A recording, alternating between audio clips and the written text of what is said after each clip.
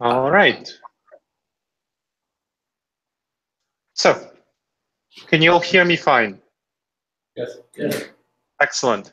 So we'll talk about fighting fake news and post-truth politics using science. And just for a brief background about me, from a humanist perspective, I've been a humanist, UU humanist for about, 8 years now.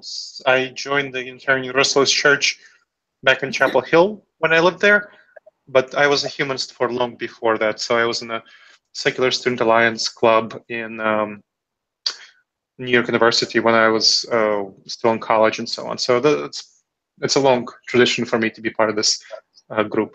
And I'm glad to be presenting for you today. So I'm going to be presenting on fighting fake news and post-truth politics using science. The structure of the presentation will be, we'll have a first part that will describe the context of fake news and the research about why people believe in lies.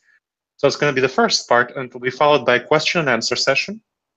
And then after that, we'll have a second part about what we can do about this. It's easy to talk about all the problems, but we want to talk about some of the solutions as well. That would be nice. So that's what we're going to do. We're going to have a two-part presentation. So stick with me. As you can see from my bio, I'm the co-founder and president of Intentional Insights, which is a nonprofit devoted to promoting truth-seeking, rational thinking, and wise decision-making using behavioral science. I co-founded the ProTruth Pledge. I'm a professor at Ohio State. I'm also author of the Truth Seeker's Handbook, a science-based guide, which describes the principles of how do you figure out what's true and how do you convince others to believe the facts using science-based approaches. That's just a little bit about me. But let's talk a little bit about fake news. What is fake news?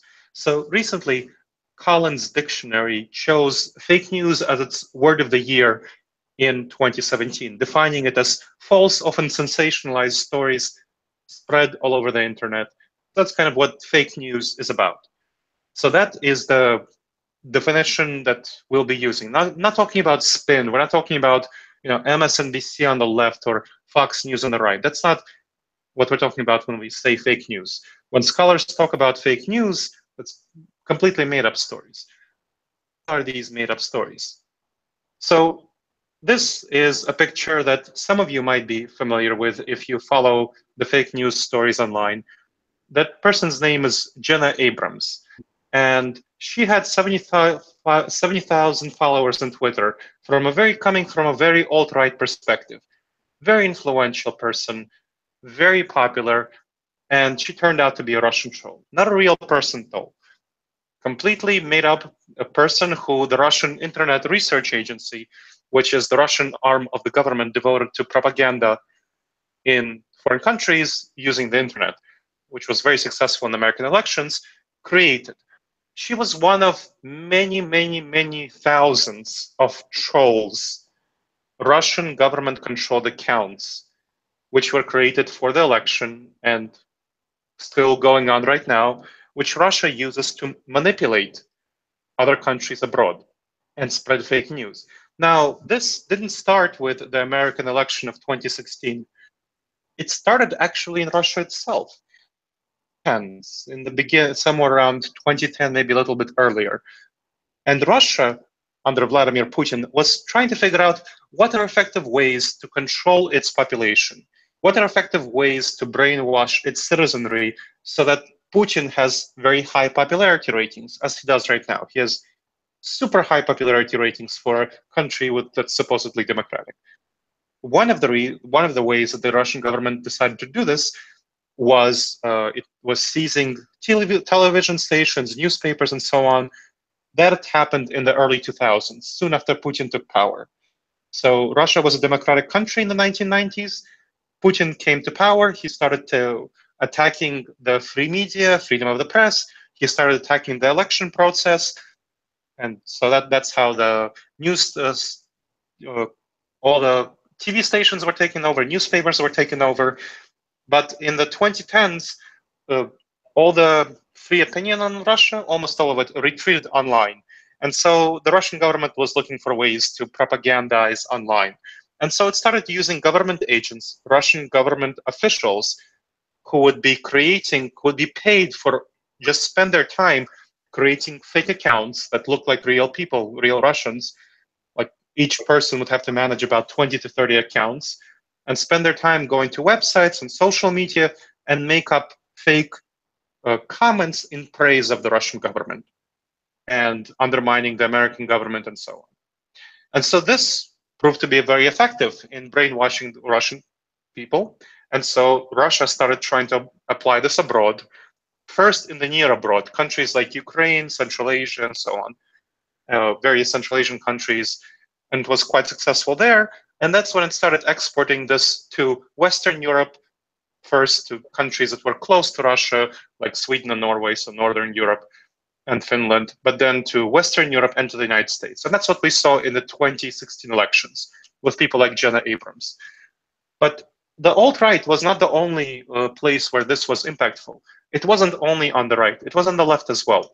So there's a famous incident in May 21st, 2016, and this was one of many such incidents, where there was an event organized by United Muslims of America, as you can see in the bottom pane, called Save Islamic Knowledge on May 21st at 12 p.m. in Houston, Texas.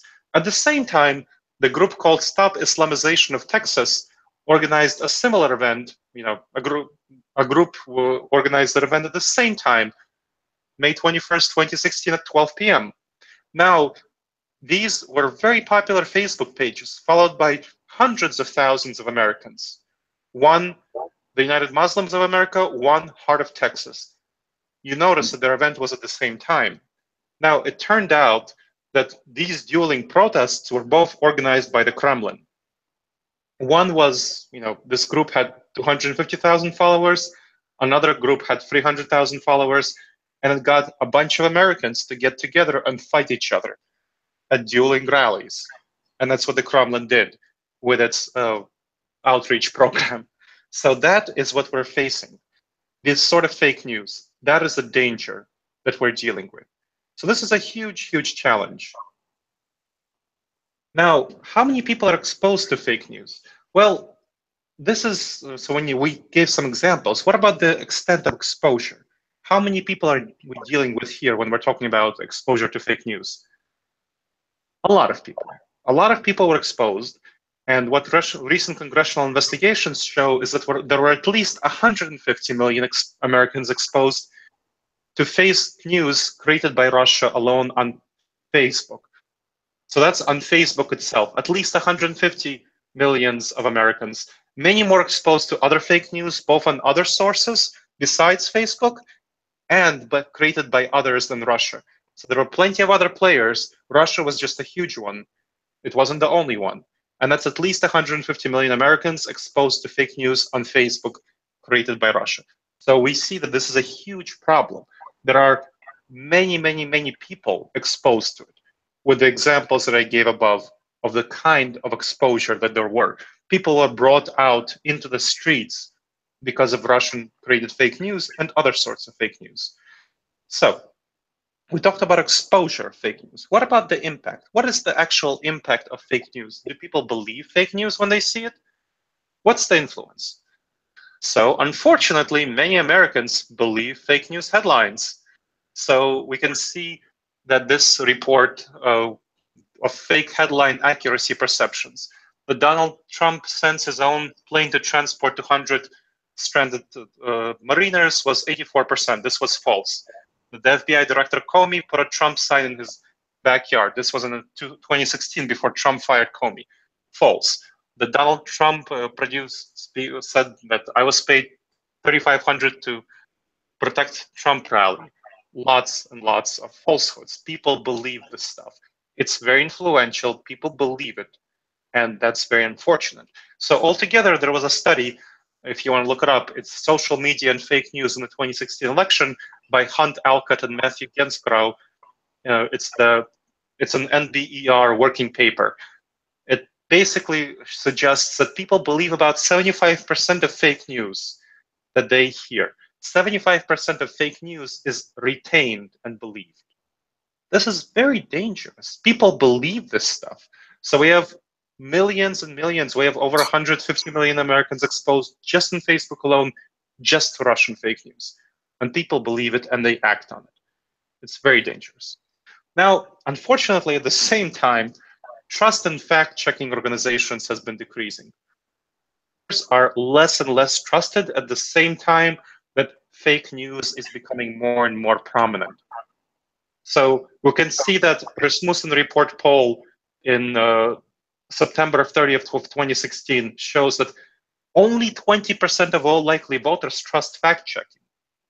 Only 20% of all likely voters in the 2016 election trusted fact-checking.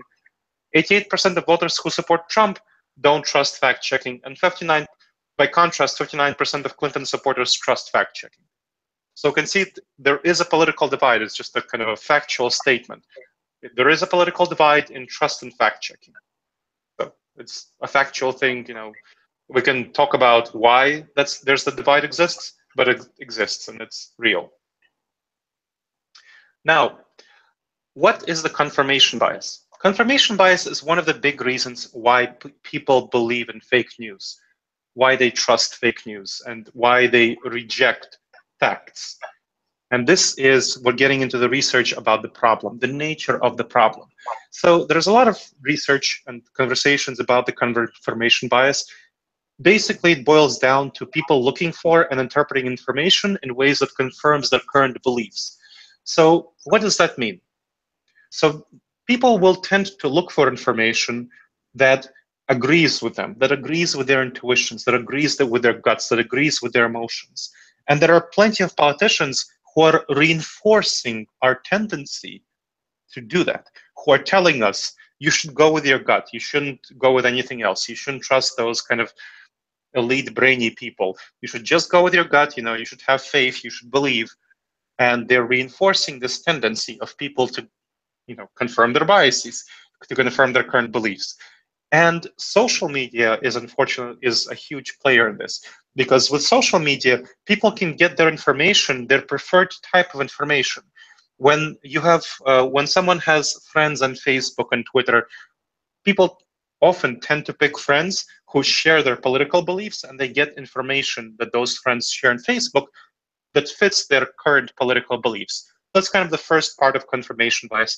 Another aspect of it is when people only listen to channels, media sources that confirm their beliefs, whether people go to Fox News when they're conservatives or MSNBC when they're liberals. So that's the searching for information. The other part is interpreting information. So there's an unfortunate tendency that when people get information that doesn't conform to their beliefs, they reject that information. They say, no, this is not correct information because it doesn't agree with what I say. I don't feel it in my gut. It doesn't fit my intuitions. So that's another big problem of confirmation bias. There's an even bigger tendency, the backfire effect, which is also really problematic and really influences this dynamic in highly negative ways. It's basically where people tend to prefer reassuring lies to inconvenient truths in such a way that when they're presented with inconvenient truths, they tend to go over to reassuring lies and stick more strongly to their previous beliefs. So that's how it's described. So for example, there have been research showing that if someone is a climate change denier, and when they're asked, how strongly do you believe that human beings did not cause significant global climate change on a scale of 1 to 10, and let's say they say, well, a 6. That's the strength of my belief. And then they're presented with evidence showing that human beings indeed caused significant climate change. Really credible evidence, highly credible, highly trustworthy. And then they're asked, well, now what do you believe? And on a scale of 1 to 10, and they say, well, I believe that humans did not cause global climate change at a rate of 8. And why is there a jump from 6 to 8 when someone is presented with credible evidence against their perspective? Because people are feeling defensive. People are feeling defensive or aggressive. They're feeling negative emotions about this new information. this information threatens their identity, it threatens their worldview, it threatens their group belonging, and they don't want to accept it.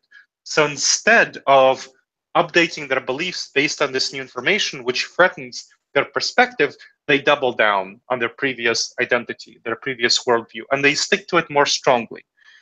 So this is a huge fundamental problem which we have to deal with when people are presented with fake news, which conforms to their beliefs, and when they're presented with more accurate information, they stick to their previous beliefs. So presenting them with more accurate information backfires. So this is some of the really dangerous dynamics that are causing the political impact that we have in our current society. And that's what I wanted to talk about, the first part of the current state and causes of fake news and post-truth politics. So right now I'm going to stop for question and answer session before going to the second part of it, which is about how we solve this problem. Yeah. So, okay. So this is the question and answer period then, huh? Yep, this is it. Who wants to go first? Well, how do you spot fake news? So spotting fake news is not that hard. There are a number of good venues where you can go and you can check the accuracy of the news. One good venue is mediabiasfactcheck.org, which I recommend. And that's online aggregate of many people working together to rate the quality of news sources. So they rate the quality of news sources by two factors. One is how accurate the information is that's typically presented in it. And you could see that, there are some websites that are rated conspiracy theories and some rated that are, information content is high in accuracy, kind of highly factual. Some are mixed and so on. We can get in depth into what each of these criteria mean of the quality of information presented. So that's one. How factual is the information? The other aspect of that is how biased is the information. So not simply how factual it is, but how biased is it? So one is the presence of facts, and the second is the interpretation. So how is it left? Is it center? Is it right? And so on. So I like that because it presents both factors that we need to consider when evaluating the accuracy of information, both the presence of facts and the presence of bias. And there are, of course, various fact-checking websites like Snopes, PolitiFact, Factcheck.org, and others, which do not quite the same thing. They simply look at the factual accuracy of information. They don't look at the bias aspect of things.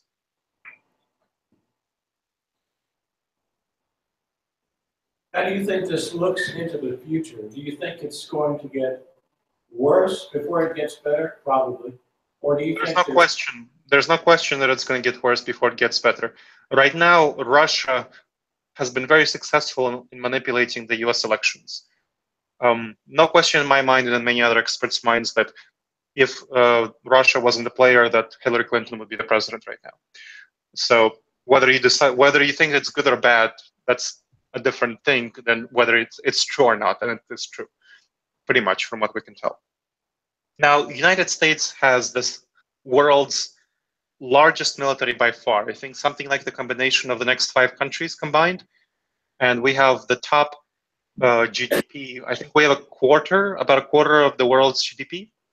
There's no question that the US is the single most largest superpower. We are the only superpower. And our weak point is clearly our population, the ability of our population to be brainwashed and manipulated by foreign agents. Now that Russia has shown the way, there will definitely be huge players in the future from China and from many other countries that are going to be using these exact same strategies to try to manipulate the US population into believing whatever they want. So that's one. And of course, there are internal players in the fake news ecosystem from within the US politics who are trying to manipulate us right now, who are trying to manipulate the population. So there's no question that it will get much, much worse. And another reason why it will get worse is that as we have more artificial intelligence, as that improves, the ability of people to create fake news is going to get more, that looks credible, is going to get better and better over time. Yeah, by the way, as far as journalism goes, like half of all financial reports or more, and probably half of sporting reporting is done through artificial intelligence now. There's an editor that sees the flow of what the AI is producing and makes corrections to it, but it's assisting the editors. And the reason why they can those are such good targets for this is because it's more formulaic, that kind of reporting. But the AI puts in some flowery stuff. I mean, it will say, it'll report a sporting event with a certain amount of, style. Anyway, so. Yep, agreed. Yeah. Well, and it turns out that editors are among the biggest censors we have in our society. Whether it's fake news or not, the editor decides what gets published and what doesn't. So those are choices that are made by the New York Times, Washington Post, and Breitbart News. And so that complicates the issue even further. So in terms of editors, there are various editors have their own kind of preferences, and it's very easy for editors from various papers to be accused of being unquality journalists, as we see happening right now. So for example, Roy Moore has attacked the Washington Post as being fake news, and he's using this as a label to undermine the quality journalism that is produced by Washington Post. Fortunately, we see that a lot of Republicans like Mitch McConnell and Paul Ryan, the second and third most powerful Republican in the United States, are calling on him to step aside and saying that they trust the Washington Post. On the other hand, we see Trump and Bannon as kind of other powerful Republicans who are supporting Roy Moore and who are calling the Washington Post fake news. So it's kind of not really a partisan issue.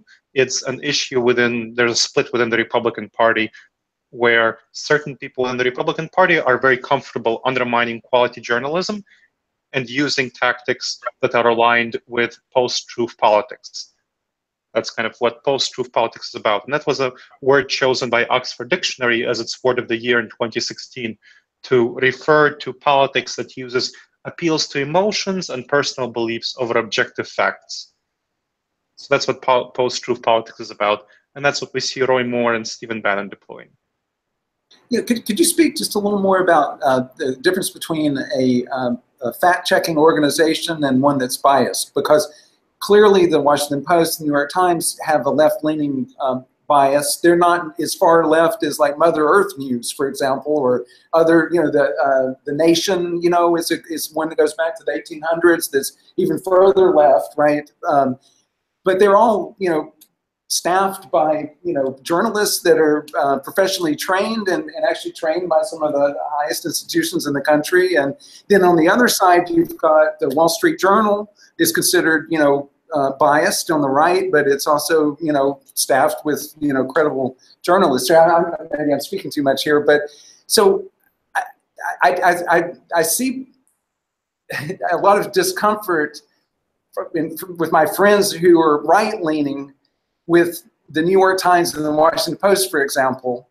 And I see where there's a tendency to want to try to label it as fake news.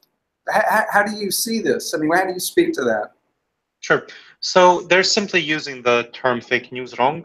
They're using it to say news I don't like or venue I don't like, whereas fake news is the accurate, correct definition of this term, as that's why I cited Collins Dictionary, is false stories.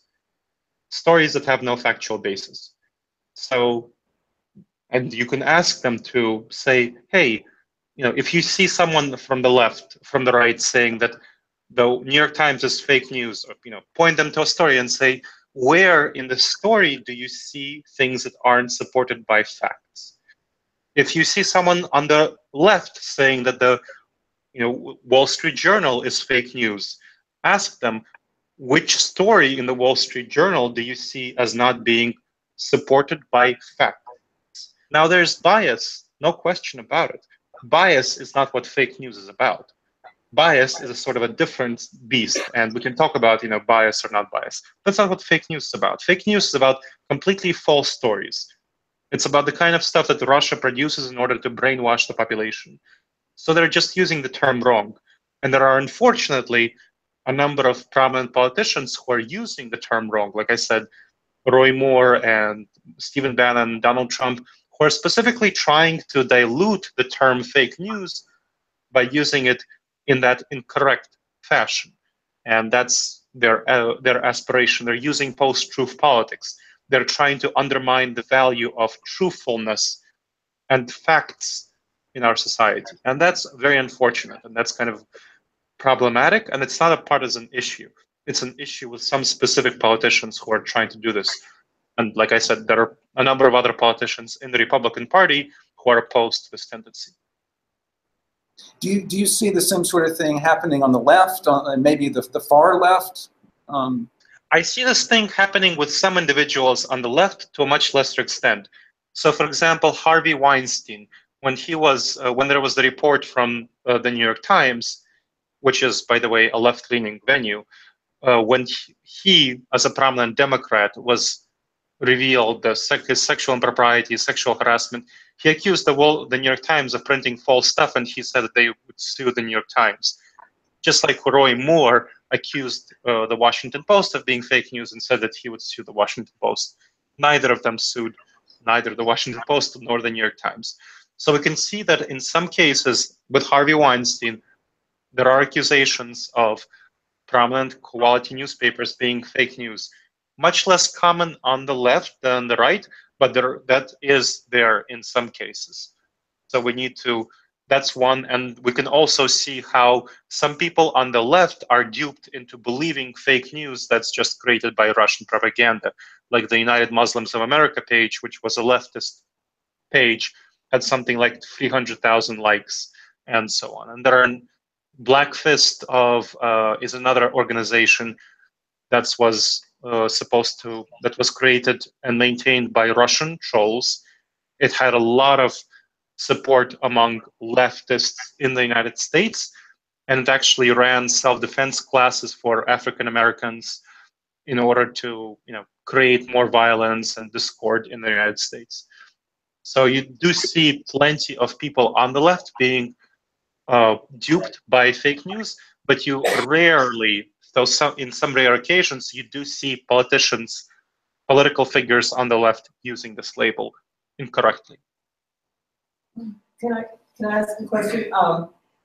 You're emphasizing state sponsorship, and I assume that's because this is not inexpensive, that you need a staff of people that are devoted to this and that they have some expertise, and that costs money. Do you have any idea, and to have a measurable impact, you would need to have a significant budget. Do you have any idea how much money the Russian government was putting into this effort to influence our election, our order of magnitude? Sure. Or is it, and in the reach of, maybe, I guess the Koch brothers could do this, but how rich do you have to be in order to do this to really mess with public opinion in this way, to an effective degree, or significant degree? So let me answer kind of the fuller question. State sponsorship is helpful, it's not necessary. So, there are some people who have crowdsourced fake news. A famous example is after the Las Vegas shooting of the country music festival, where over 500 people died. There are a number of people on 4chan, which is a prominent alt-right oriented website, kind of very nationalist, patriotic, sort of very anti-left, which created fake news, and they're very tech savvy. So which created fake news suggesting that the shooter was an anti-Trump, didn't like Trump and wanted to shoot up people at a country concert because the shooter thought that there would be a number of Trump fans over there. Not true. It's a falsehood. But they were able, because they knew Facebook algorithms and Google algorithms, they were able, and were tech savvy, they were able to get this into the top news in Google and kind of into Facebook news feeds and so on. So people who are tech savvy and who are passionate about a certain cause can use their tech savviness to spread fake news effectively. So that's one part of the answer. The other part of the answer is that what did you say? How many people are you talking about? 10 people, 100 people? On 4chan, probably something like 100-ish people, but who did this specific thing. Overall on 4chan, there are many dozens of thousands. So people who are tech savvy and who are able to manipulate others. But in this specific project, probably about 100 or so. So that's one. Crowdsourcing fake news definitely works. Second, it does take corporate effort or state effort. So we know that there were large corporations, let me not say corporations, there were large funders who are specifically supporting the Trump campaign. Robert Mercer and Peter Thiel would be the prominent funders, if you are curious about looking them up, who were specifically supporting the Trump campaign and giving it funding in order to run these sort of fake news efforts. And there were a lot of things produced by them in order to sway the elections.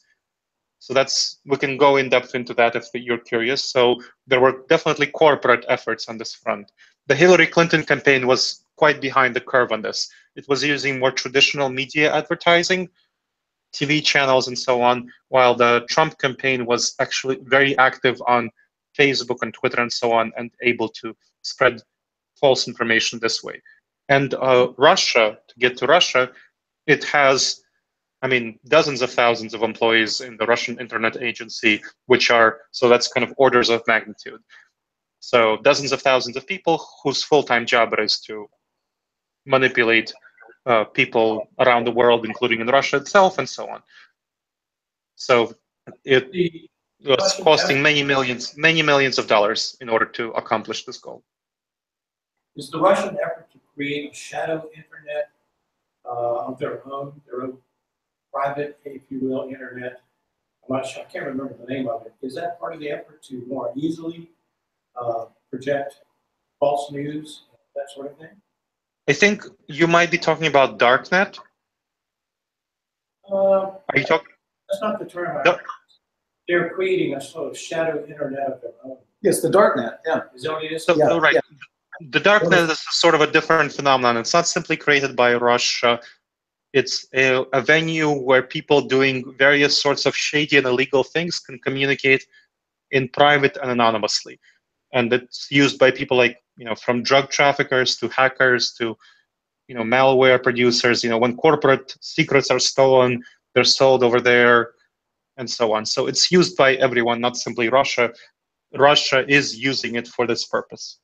So to try to advance its global agenda in order to influence the world. So it is using Darknet, but Darknet is not a simply Russian creation. Well, knowing our government, are they now trying to do the same thing back to the other countries? You see stuff coming out? No, not really. And no, we are not near. That's not something that we are doing. Our government is trying to do things like cyber warfare, not so much cyber propaganda. Cyber warfare meaning figuring out various ways to hack other countries' computers, get information, undermine their. So a well-known example is when the U.S. was able to infiltrate and get a virus into some Iranian nuclear centrifuges and destroy them using cyber warfare.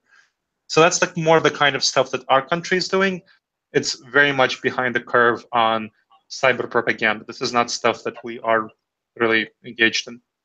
And this is not stuff, you'd be surprised. So this is not stuff that China is engaged in either. They're behind the curve as well. Russia is very much at the forefront of this propaganda using the internet to spread fake news. So it's really concerning that someone like Peter Thiel and Robert Mercer, people that are multi-billionaires each, and Thiel is a tech figure, right? Yeah. What was big venture in tech? Absolutely.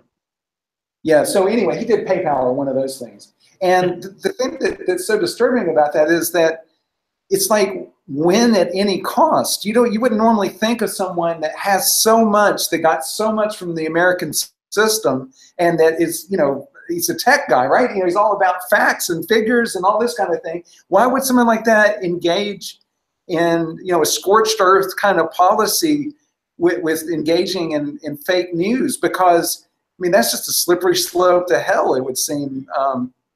No, he got what he wanted. Now he's one of the Donald Trump's top advisors, as is Robert Mercer, and they're shaping his policy on Silicon Valley and other relevant things. I would challenge your presumption that somebody who got to the top of the tech world would be in any way noble. To get to that level, you have to be ruthless and very ambitious and power hungry, and willing to do whatever it takes. So they were able to apply the same sort of perspective to politics. Donald Trump got to where he was in the economic world because he was ruthless and power hungry, and he was able to do a lot of economic. He was able to get to where he is economically because of these qualities. So he brought this over into politics. And so did Robert Mercer and Peter Thiel into using, manipulating people using the internet. They don't have, it's not like they have any particular care and concern for Americans as individuals. They want certain goals and done, they want certain things achieved, and they have their internet and their knowledge and experience as tools for doing this. So why not, from that perspective? I guess the one thing I believe about every person is that virtually everyone, including Donald Trump, somehow positions themselves as being this noble knight. Like all of a sudden, Donald Trump, I think, he just feeds off these crowds and in his base, and he somehow thinks that he's the protector of that base. And I would imagine that Robert Mercer and Peter Thiel, have some high noble things that they think that they're doing, that is for the best, not just for them. Yeah, I think that they probably, it's generally the case that people are all heroes in their own story of themselves. So I would identify with that statement, that they are all heroes in their own story, and they think that they're doing good. And it's well known that Peter Thiel and Robert Mercer are very strongly conservative from a fiscal perspective, and probably they got a lot of what they wanted with the recent tax plan being passed. So they're probably very pleased with that, and they think this is doing good for America. And I'm sure Trump has that same belief. You might agree or you might disagree, but they are all heroes, and people generally tend to be heroes in their own story. It's very rare for someone to think of themselves as a villain. Now, they all would tend to think that, yeah, I'm manipulating Americans and I'm brainwashing people, but it's all for the greater good of getting these tax cuts passed and getting these economic values met. And they don't really value truth and facts. They don't really care, and they don't really care about maintaining American democracy in its current form, because they're winning with their current undermining of American democracy, and they're pleased with the outcome that they're getting. Yeah, I feel like we're talking about nuclear weapons. It's like as soon as someone's got one, then the rest of the world powers want it, and I worry that that's that this stuff is being so effective that it'll just be a free-for-all at some point. This is exactly what I was saying, that right now that Russia and Robert Mercer and Peter Thiel and people like that proved how effective it is, of course everybody else will take it up. Of course they will use it, unless something is done to stop them. So that's kind of like what the second part of the presentation will be.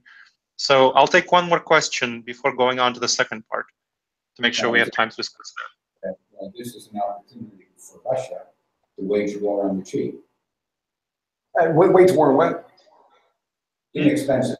Oh, on the cheap, yeah, yeah. It's a cheap way, relatively speaking, to wage war is what Ken was saying.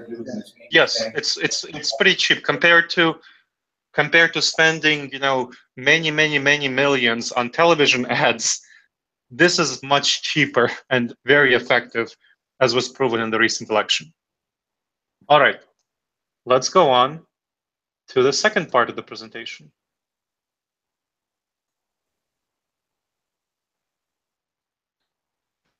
Great. So, how do we fight fake news and post-truth politics? That's kind of something I've been working on, and other people that I've been aligned with are working on. And this is a really challenging problem. How do we actually stop fake news? How do we fight post-truth politics? How do we change the incentives for private citizens who share fake news? The big problem is that so many private citizens, you know, see a news story on social media, they share it, they tell their friends. They trust news that they see on social media. About 60-ish% of Americans get their news from social media, 40% from Facebook alone. It's a huge number of people. And they trust this news mainly, and they share it. And how do we target public figures, especially politicians, who have incentives to deceive, who have incentives to use these dangerous weapons to undermine our democracy, to undermine the truth, the facts that are forming the basis for our democracy?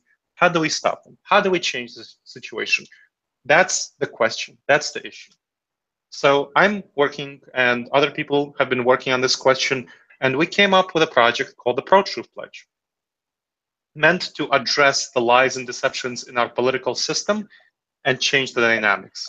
So pledge takers who take the pledge commit to 12 truth-oriented behaviors, which behavioral science shows are oriented toward the truth. And it's meant for both private figures and public figures. So we mentioned that it's for everyone. And it combines crowdsourcing with actual behavioral science. So people are held accountable through crowdsourcing. Before I talk about how people are held accountable, let me talk about these behaviors. So first behavior is to share the truth.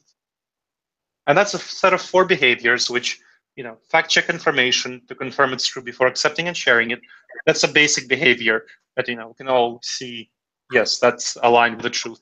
Share the whole truth, even if some aspects don't support my opinion. You know, you don't want to let people just share some facts and not others that would make a false basis. Cite your sources to make sure that, you know, we could have a shared understanding of where your information came from, and distinguish between my opinion and the facts. You know, we might agree that it might be a fact that it's 70 degrees in the room. We might have a different opinion on whether it's hot or cold. Don't say that it's hot. Don't say that it's cold. Say that it's 70 degrees. Then honor truth. That's the next stage of the ProTruth Pledge. And there are 4 behaviors. Acknowledge, and the point of this, so the point of the first 4 behaviors is for you to be truthful. The second part is to honor when other people are truthful. So acknowledge when others share true information, even when we disagree otherwise. So when others say the facts, you say, okay, those are the facts. It is 70 degrees in the room. We might disagree on whether that's hot or cold. If your information is challenged, reevaluate it and retract it if you can't verify it. Then defend others when they come under attack for sharing true information, even when we disagree otherwise, and align your opinions and your actions with true information. So make sure that when you believe the facts, you behave in the way that shows you believe the facts. The last stage is encourage others to tell the truth. That's the last set of 4 behaviors. Ask people to retract information that reliable sources that we talked about, what are reliable sources have disproved, even if those people are your allies. Inform people around you to stop using unreliable sources, even if these sources are, you know, share your opinions. If these are sources that lie often, you don't want to give them extra credibility by sharing information from them. So for example, Russia, trolls created this website called vetteransinformation.com, And it had information on how veterans can sign up for insurance and various other tips for the veterans, and fake news stories. You don't want to spread information from those. Then recognize the opinions of experts as more likely to be accurate when the facts are disputed. So, if we dispute the facts about climate science, let's agree that climate scientists are more likely to be accurate. If we dispute the facts about vaccine, let's agree that people who are vaccine experts are more likely to be accurate. And finally, let's fight the negative tendency of criticizing people who change their beliefs as flip-floppers. That's really dangerous. We want people who change their minds based on evidence. To do that, you need to celebrate those who retract incorrect statements and update their beliefs toward the truth. So this helps address the sharing of fake news. That's the first point. So there is a study at Ohio State University where I teach, which shows that those who took the pledge have a much lower statistical likelihood of sharing misinformation on Facebook. So this would address the issues like Jenna Abrams, the Russian troll who had 79,000 Twitter followers, and dueling protest rallies, because if those sources are there and you fact check information, then you would be able to point out to people, hey, this is actually a fake source. Don't go to this protest rally. So this is the kind of addressing these sorts of issues of sharing of fake news. It also addresses post-truth politics from politicians. So many politicians have taken this pledge already, about 60 in total. They're held accountable by private citizens who take the pledge, and that's the crowdsourcing part. And there have been found, those who have been found to share misinformation have retracted it or clarified it. So for example, Michael Smith shared a tweet from Donald Trump on his Facebook page that said that according to Donald Trump, that children with disabilities shouldn't be in classrooms. Donald Trump's feed, so it might have been deleted or might have been photoshopped to look like Donald Trump's feed. But Michael Smith took it. He made a statement retracting it, said that because I took the ProTruth Pledge, I can no longer say this tweet is accurate. And had 18 shares before he did that. Oh, I should mention, Michael Smith is a candidate for Congress in Idaho. Johnny Martin is a candidate for the State House in Arizona, and he's an active Muslim. And he was participating in a protest rally when he made an incorrect statement, and he later posted a retraction about it. So people who are politicians are actively doing retractions if they took the ProTruth Pledge. Now, what does the ProTruth Pledge consider misinformation? So that's anything that conveys information in an obviously deceptive way that leads audiences to have the wrong impression of the facts. So that's whether you can use that to check your common sense. We could talk about that. But when you are not in agreement, when we can't see clearly, then it's credible fact-checking sites and the scientific consensus. Those are the two things that the pledge uses. And it has rewards and accountability for politicians, for public figures who take the ProTruth Pledge, which includes politicians, journalists, various spiritual figures, reverends, kind of various prominent activists, community activists of various sorts. Those are professors, those are all people would count as public figures. So public figures and organizations are rewarded with a positive reputational boost, while private citizens who take the pledge hold accountable these public figures and organizations through an evaluation process. It kind of functions like a Better Business Bureau, but for truth instead of business practices. So that's the ProTruth Pledge. And the essence of this is that what we found is that being public about truthfulness is key. What the aim is to coordinate and get together all people who care about truth. All people who care about the truth. Reach across the political spectrum. There are plenty of Republicans as well as Democrats who signed the ProTruth Pledge. And you get them all together in a single totality with hey, I've taken the ProTruth Pledge. These are things that we agree on. Let's unite together and ally around taking the ProTruth Pledge and holding people accountable and holding each other accountable. So I invite you to sign up. You have a form in front of you. This is really crucial to give incentives to public figures and organizations, since the more people who sign up, the more of a reputation boost it is. So here we have a number of public figures who signed up, in part because they get a more positive reputation. They can put a badge on their website that says, hey, I took the ProTruth Pledge, please hold me accountable. their information gets sent out to people who took the ProTruth Pledge, and they know that people are paying attention. So each person who signs the ProTruth Pledge makes a real difference to getting public figures to know that they are being paid attention to, and they get a positive reputation. So anyone who signs up casts a vote for truth in public discourse, facing a systemic problem. Just like the environmental movement was facing a systemic problem, we are facing of pollution of our physical environment. We are facing the systemic problem of pollution of truth in our environment. And the environmental movement was really successful in changing a number of things, getting people to recycle. If we can get people to recycle, we can get people to fact check. And the simplest thing to do is take a pledge and cast a vote to save our democracy. So I invite all of you to do that and take a look at the ProTruth Pledge in front of you. The point, so you can choose to help, and that involves volunteering, sharing about it with others, financial support, all of these sorts of things. The point of sharing your address is that so we can go to your volunteers for the ProTruth Pledge, can go to your representatives in Winston-Salem and say, hey, this is how many people in your area took the ProTruth Pledge. How about you take the ProTruth Pledge? And so on. So that's what the point of all of that information is about. So that's what the ProTruth Pledge is for. I hope you take it, and I welcome conversations about it, and I hope you participate in this project to save our democracy. I'm going to stop sharing the screen, and I welcome your questions at this stage. I have a question. Yes, go ahead.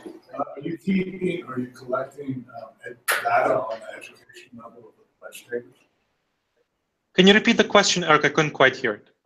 Yeah, I'm just wondering whether you're interested in the education level of people who actually take the pledge. The study that's being done at Ohio State University. I still can't hear it. I'll repeat it. He's saying, have you analyzed the education level of the people that are taking the pledge? We have people at all education levels taking the ProTruth Pledge, from blue collar to professors. So of all people of all backgrounds, of all ideologies, care about truth and facts. I was actually talking to someone of a blue collar background of African American. Not me. Somebody was talking to somebody of a blue collar African American background about taking the ProTruth Pledge, and she said, "Oh, that's like being caught in a lie by your mama." So it was really kind of very resonating with people of all sorts of backgrounds. They care about the truth, and this is a very easy way for them to show that they care about the truth. They find that it gives them hope. It gives them their voice back in this tide of misinformation. And this is an easy way that something that anyone can do in order to change the dynamics in our society. So would you say, what I've noticed the past 3 or 4 years is that a certain demographic is not open to this? That would be non-college educated whites. And that comes, it's completely unscientific. I just happen to be a white person from the South, and I have a lot of uneducated, non-college educated family members I've met. The Trump supporters, and I just don't see them even being interested in this. Okay, I hear your belief.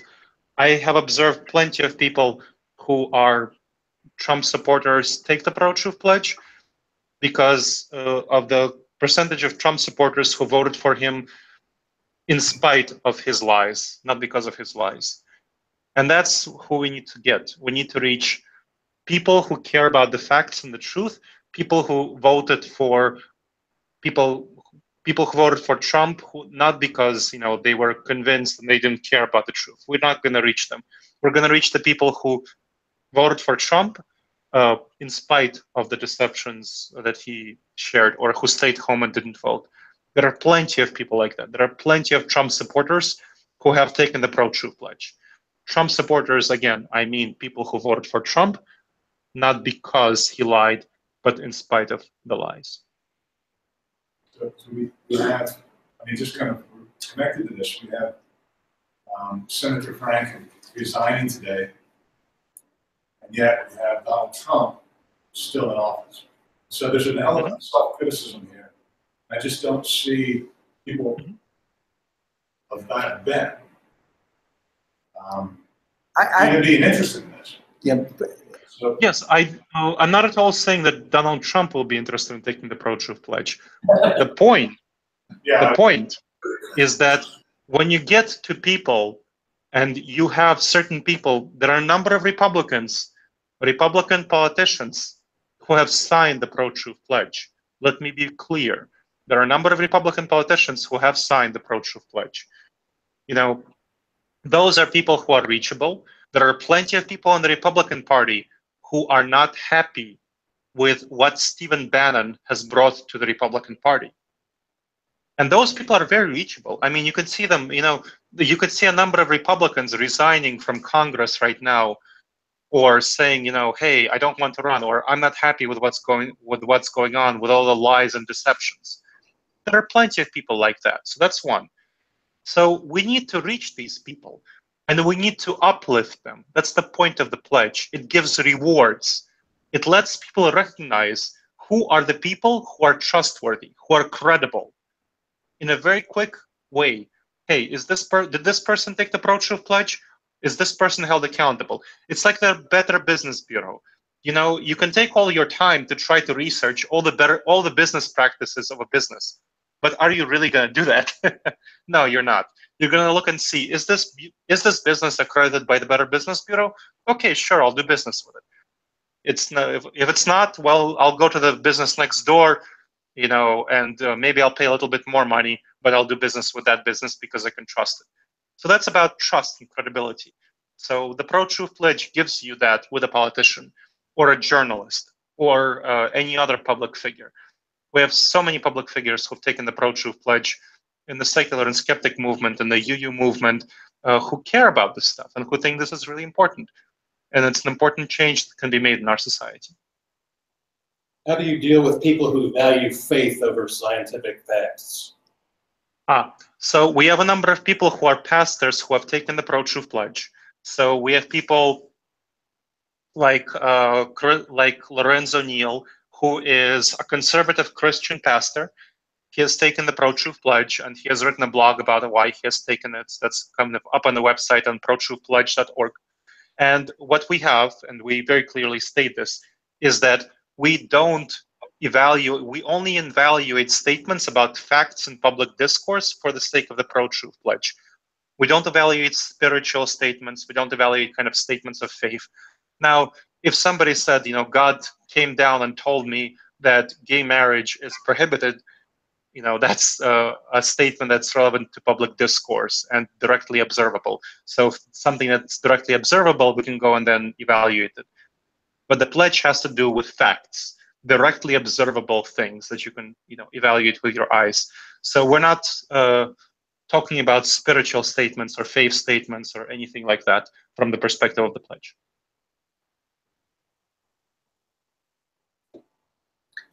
So one thing I've found being a Unitarian Universalist, since we tend to be a left-leaning organization, is that there's this paranoia on the left, and I want to see how well-founded you think that this is. This is kind of tying in with some of what you were getting at, that people on the left tend to be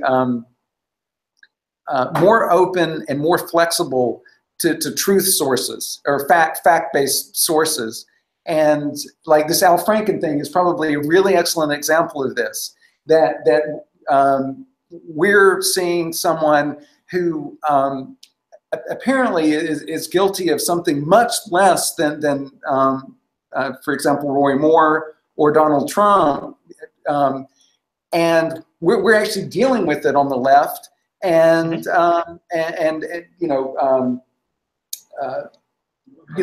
ruining the guy's career in politics and potentially damaging our own, political position, because he barely won, the couple of times that in Minnesota. I think he won a little more by a larger percentage the second time. The first time he almost lost.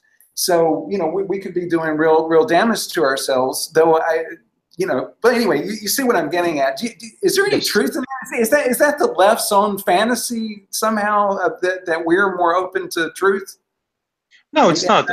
So, for example, there have been studies showing the number of fake news shared online, and in the 2016 presidential election. So there was a study on Facebook looking at all the fake news stories shared in the last 3 months before the election that were classifiable. And there were about 38 million shares of fake news stories. About 30 million shares were pro-Trump, and about 8 million were pro-Hillary. So you could see that at a rate of about 1 to 4. The shares of fake news were among Trump supporters. So yes, it's definitely the case that people on the left tend to be more oriented toward facts and reason in the current political environment than people on the right. So that it is the case. However, unfortunately, people on the left are not getting appropriate recognition and reward for this. So they're not. It's just simply that they're not. The ProTruth Pledge helps make it public, helps make it clear which people on the left are oriented toward truth and facts, which people on the right are oriented toward truth and facts. Remember, there are a number of politicians on the right who have taken, Republicans who have taken the ProTruth Pledge, and there are a number of them. So it prevents us from painting people with a broad brush. It says this individual is being held accountable by all the people in Winston-Salem. You have a local politician who in Winston-Salem, if he takes the ProTruth Pledge, then all of you who take the ProTruth Pledge here tonight can help hold him accountable. The fact that you took the ProTruth Pledge would give an incentive to a politician to take the ProTruth Pledge. That politician may be Republican, that politician may be Democrat, but you know that person will be held accountable because otherwise he will be called out by you, and there's a clear accountability mechanism. So the pledge helps avoid this painting with a broad brush while giving appropriate recognition to those individuals who are truth-oriented. So Larry, what did you want to say? Well, this could be kind of a bias demonstrated here, because rather than Democrats or people on the left being portrayed as having a heart of truth and wanting to sort of be honest about their sex life, or whatever the charge is, it can be strategic in nature rather than just showing a moral quality. In terms of, well, we want Roy Moore and we want the president, so we're going to have all these Democrats, resign and so forth, and all of the Democrats lining up to condemn them, saying they should resign and so forth. It seems to be, it's like thou dost protest too much. It's rather odd to me that they would be so vehement about it. It doesn't really fit the character, in my estimation, any political, whether it's Democrat or Republican. It seems to me that there's sort of a strategic thing going on here as well, in terms of tilling the ground or breaking the ground for critique of Roy Moore or the president.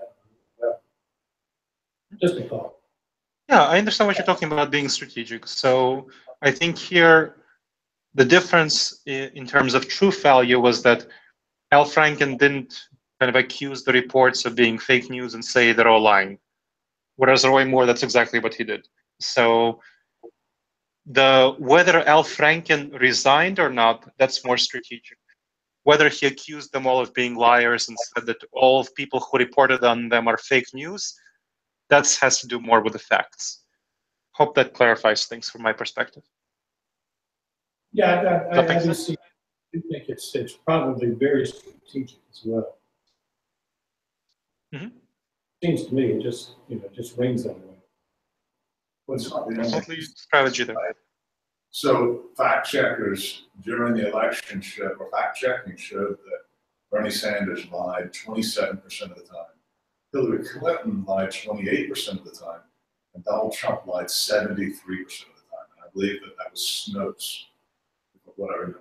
Okay, so I think there's an element of shamelessness beyond this example of Roy Moore and Donald Trump on the part of people on the right than what you see on the left. But now Donald Trump is a unique character. So it's Roy Moore Yeah. And Roy Moore is too. Roy Moore is a I would name many more.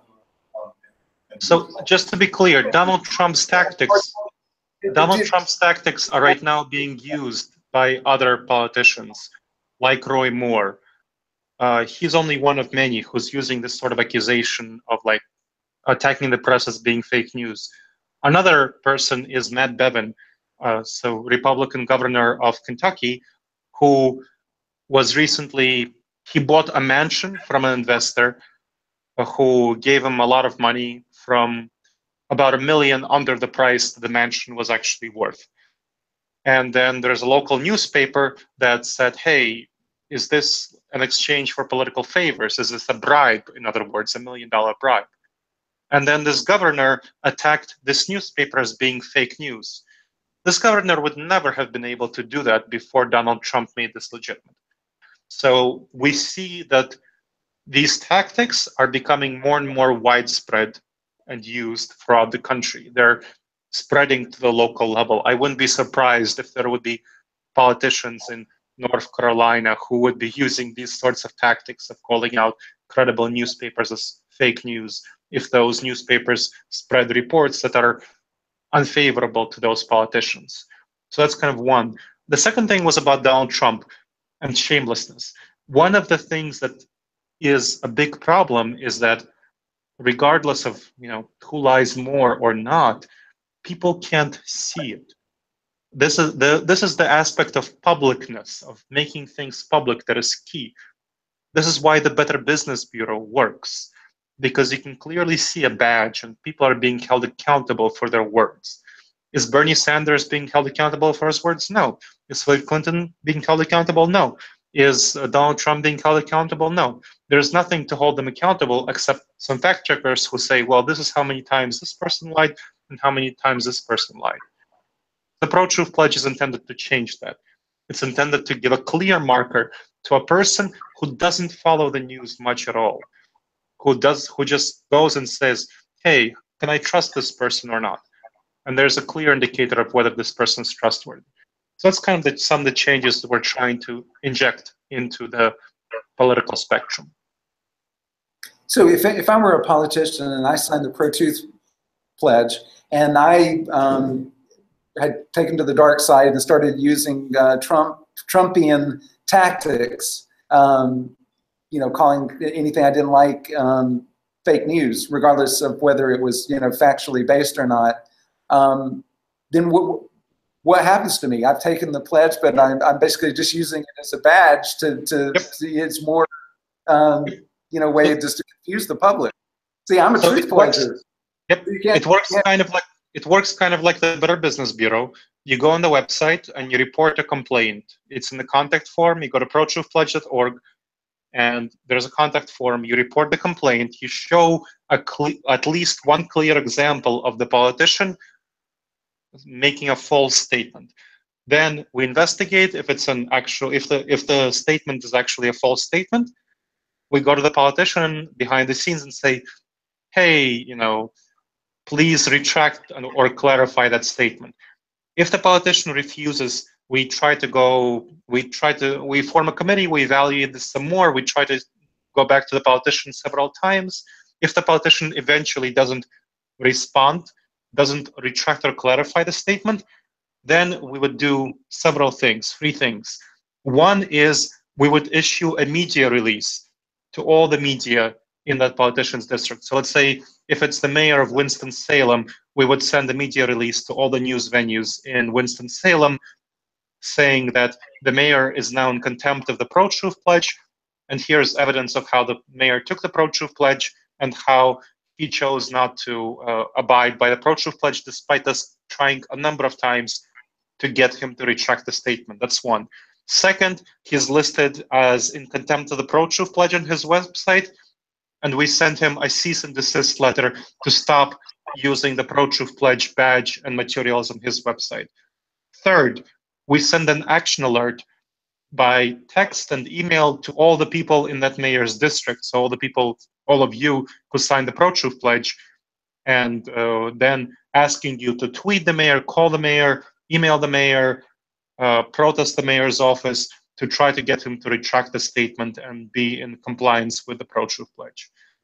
So that's the crowdsourcing aspect of it. That's why the more people take the ProTruth Pledge, the more incentives it provides and the more teeth it has. That's the evaluation mechanism. And how many people do you have signed it? Right now, around, I believe, 3,900. 3,900 private people of all sorts, around 70 politicians, and around 300 other public figures, which includes people like Steven Pinker, Peter Singer, Jonathan Haidt, people like that. So really globally known public figures, as well as leaders of secular organizations like the founder of the Secular Coalition for America, Herb Silverman, and so on. I could name names, Aaron Ra, people who are, again, on the religious side. So Pierre Whalen, the Episcopal Church leader, I think just recently, Reverend Doug Wilson, who is the leader of the Eastern Conference of the Evangelical Church, has signed it. So you have people on all sides of the religious divide, you have prominent intellectuals of all sorts, you have a whole number of mainstream media figures, including Media Bias Factcheck.org as a whole organization has signed it, as well as individuals, many journalists, and so on. So there's the benefit of journalists signing it, of course, is that they pay attention to the news releases when we send it to them. So that's quite beneficial. That Douglas Wilson, was that the same guy who debated for Hitchens? That Doug Wilson? No, probably. Doug, can you repeat the statement? Who are you talking about? You mentioned Doug Wilson, and I believe let me look up the person so I don't give you the wrong information. I sent him an email recently, so we've exchanged emails. Let's see, or we haven't exchanged them. So Doug Gilmore, Pastor Doug Gilmore, and he is the leader of the Eastern Conference of the Evangelical Church, which covers Pennsylvania. So that's the Eastern Conference of the Evangelical Church covers the whole of Pennsylvania.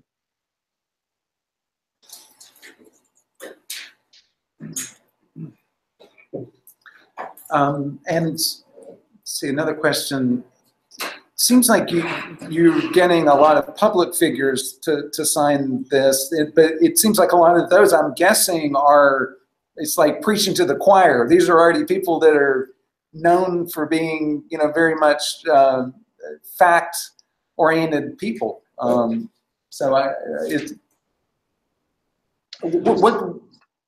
Where do you see there being, a pervasive impact with this? Like, is there a certain level of involvement in this that you feel like is going to make it so it'll have more traction, like something like the Better Business Bureau does?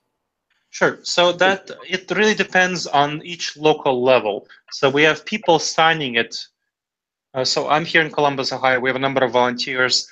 So we've had a large number of people signing it here.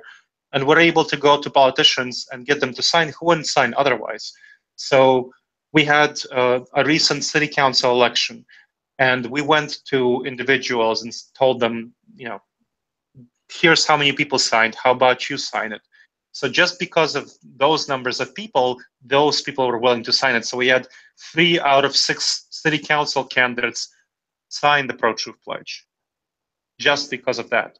Because we were able to get a number of local people to sign. So that's the way it usually works. So for example, in Winston-Salem, we would have a number of people, at this presentation or otherwise signing the ProTruth Pledge.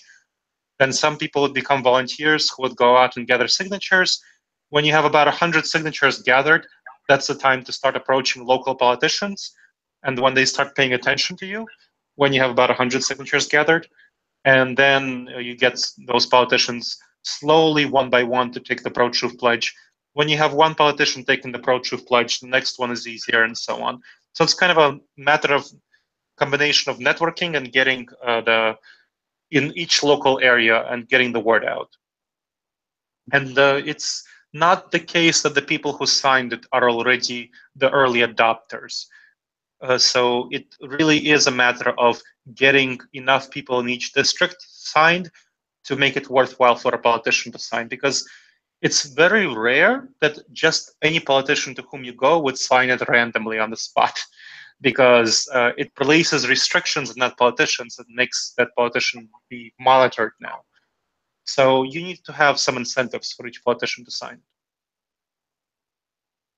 So I'd like to change the topic a little bit and ask about the Mueller investigation, because this is kind of central to whether there will be any accountability for this information. It would seem to me that there'd be great interest on the part of Trump and his people, or even Russia, to start to increase disinformation about Mueller and the investigation. Do you see that happening? Because I'm kind of keeping up with it, following Seth Abramson on Twitter, and then just looking at all of the major media. I haven't seen anything, but I would think that it would be coming in order to discredit his investigation. Oh yes, you could see the latest major effort is the uranium deal. They're trying to. There are a number of efforts to try to implicate Mueller in some negative way in the uranium deal and get him discredited this way. That's one thing. The other thing is they're trying to dig up information on Mueller's team, on some people in Mueller's staff donating to Democrats and trying to reveal this information, kind of leak it to discredit Mueller. Another way that they're doing it is they have recently found that there was a text exchange between one person on Mueller's team and somebody else that was critical of Donald Trump and favorable to Hillary, and Mueller chose to fire this person from his team because of that. So yeah, they're definitely trying to do various things to try to undermine Mueller. Those examples you give, that's disinformation from within the Republican Party.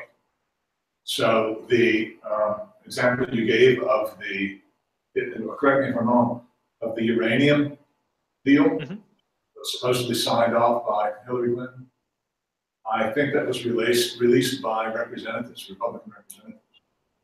Yeah, it had to be approved by a, yeah. In actual fact, yeah. But the propaganda that came up around it was put forward by politicians, not, as far as I understand, not by, or was this disseminated by Breitbart or InfoWars? Of course, it was disseminated by Breitbart and all of these informations, all of these sources. I don't know of specific role that Russia played in gathering this information. It might or might not. I just don't know. But it was certainly boosted by Russian sources, by Russian trolls, by internet agency and so on, the Russian internet agency. So they were boosting the signal on those sorts of things. And by the way, there was a leaked report that Steve Bannon, when this started to break, when they had the first indictments and the first guilty plea, that what Bannon supposedly behind the scenes, his advice, and he was going around the horn, was we cannot give them a clear shot at the goal. Whatever it is, we gotta put up some defense here. And then this whole thing with the uranium thing and coaching these Republican Congress people to try to raise these allegations and trying to get them to even start an investigation. And supposedly that was coming from Bannon, that he's a real strategist and he's behind the scenes helping cook these things up. So I don't know. And this overlooks the fact, these emails that the bias that was supposedly expressed by at least one prosecutor on Mueller's team. I mean, it's overlooked that it was apparently the FBI office in New York State that was leaking information to Rudy Giuliani during the election that swayed the election. I mean, this is a fact. This occurred in October of last year. So, and there were FBI agents actually leaking information to the press. But that kind of goes back to what my objection or my question about Republicans and Democrats is that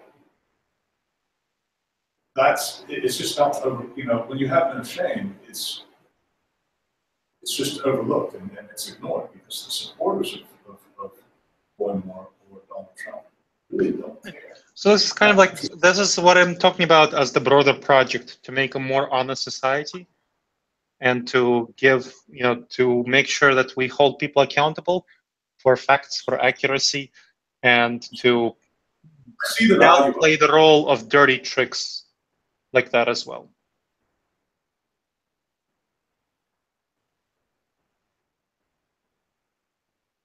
Yeah, wait, we've got time for one more question. We'd like to end at 8:30. Does anybody else have any comments or questions? No? It's easy to tell when Donald Trump is lying because he always says, "Believe me." Yeah, Yeah, so that up sometimes too. Believe me. Yes. This tax plan will hurt me. Believe me. Oh yeah. yes. So yeah, so like I said, I hope all of you join this project. It's essential, I believe, for the future of our democracy to get some clarity about who is truthful and who is not, and how do we hold people accountable.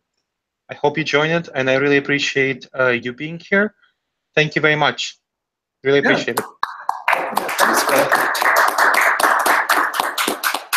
Yeah, thanks again. It was wonderful, and we appreciate your spending your time with us. I really like what you're doing. I'll definitely sign it.